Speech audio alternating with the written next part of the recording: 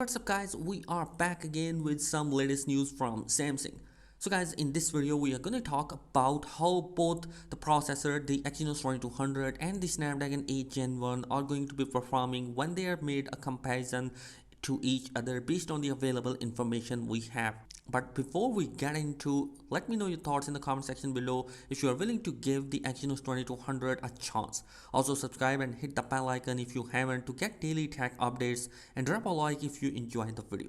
So guys, in the past few weeks since the launch of Exynos 2200, I see a lot of hate coming for that processor, which is ridiculous because it's not in any device yet, and I get where the people are coming from. After the disaster that was Exynos 990, it's gonna be hard to trust any flagship Exynos chipset from Samsung. But Samsung already fixed most of the Exynos issue with the Exynos 2100. Its CPU is on par with the Snapdragon 888 and it has aged even better than the 888 according to golden reviewers, and that means the Exynos 2200 is gonna be better because it uses the same cores and cluster as the Snapdragon 8 Gen 1, so the CPU should be on par.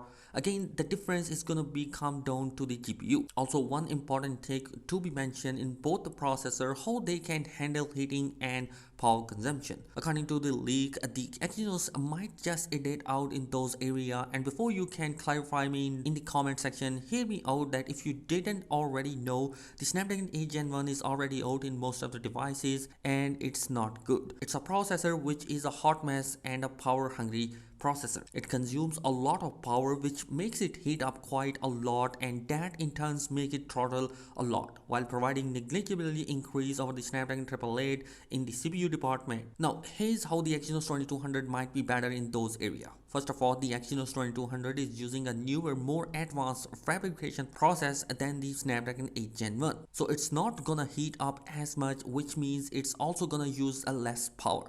Not only that, but the core on the Exynos 2200 are clock lower than the Snapdragon 8 Gen 1. So it's most likely gonna run cooler than the 8 Gen 1 while using less power and giving about the same performance, and that leaves us with the difference in the GPU. It's no surprise that the Samsung has been working with GPU industry leader AMD to improve its GPU performance, and the fruit of that partnership is the Xclip 920 GPU on the Exynos 2200. Now, we haven't seen the performance, but the worst case scenario is that performance is as good as the Snapdragon 888, which is not good, but it's not terrible either. No, that's the worst case scenario, because it shouldn't be worse than the Snapdragon 888. If it is, then it is totally unacceptable. But I think that the Xclip 920 is gonna be totally beast, and I cannot wait to see how it performs. And you guys, that is it in this particular video. Let me know your thoughts in the comment section below. What do you think about the newest Exynos 2200 processor? Thanks for watching this video. Be sure to subscribe the channel. Peace.